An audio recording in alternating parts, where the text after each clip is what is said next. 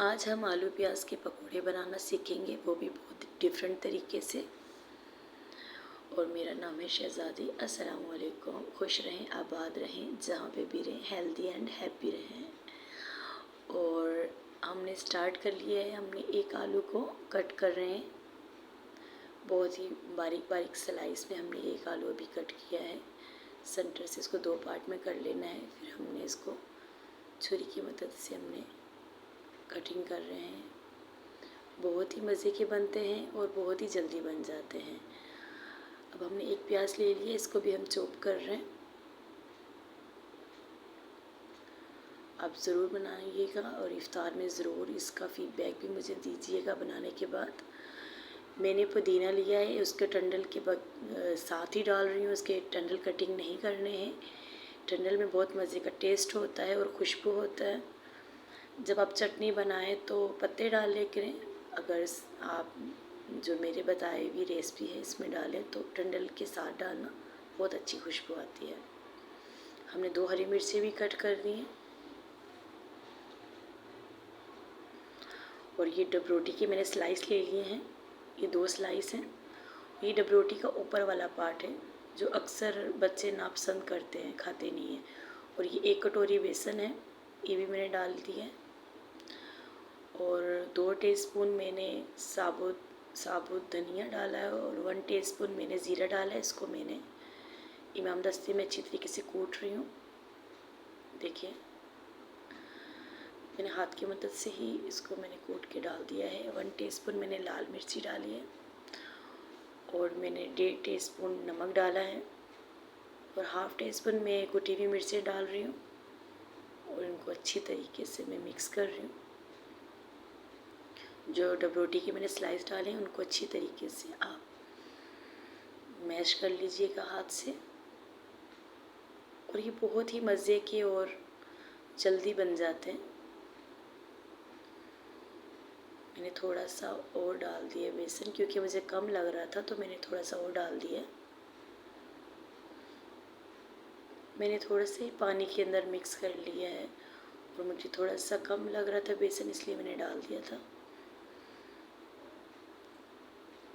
देखिए, मैंने एक फ्राई पैन में ऑयल गरम कर लिया था और मैं अब पकोड़े चम्मच की मदद से निकाल रही हूँ।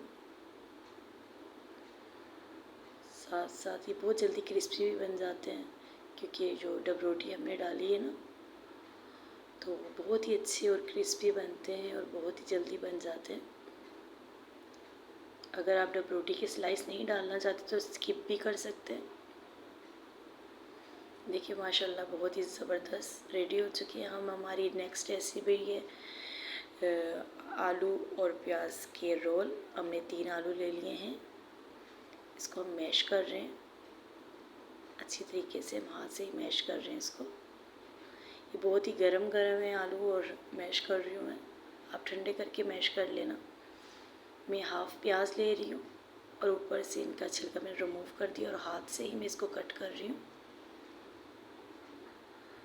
और मैंने थोड़े से पुदीने के पत्ते भी डाल रही हूँ। और 1 टीस्पून मैंने ज़ीरा डाला है, 1 टीस्पून मैंने नमक और हाफ़ टीस्पून मैंने कुटी हुई मिर्चें और हाफ़ टीस्पून मैंने काली मिर्चें और 1 टीस्पून मैंने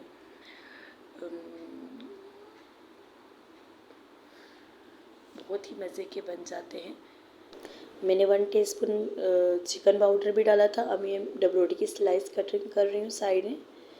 ये आपने कटिंग कर देनी है और ये जो कटिंग हुई हुई साइडें हैं इनको आपने ज़ाया नहीं करना, इसका क्रम्स बना लेना है। मैंने एक डबरोटी की उठाकर उसको बेलने की मदद से इसको पतला कर लिया और अब हम थोड़ा सा पानी लगा रहे हैं। मैंने 1 टीस्पून भरकर इतना बैटर डाला जो हमने मसाला बनाया आलू प्याज का।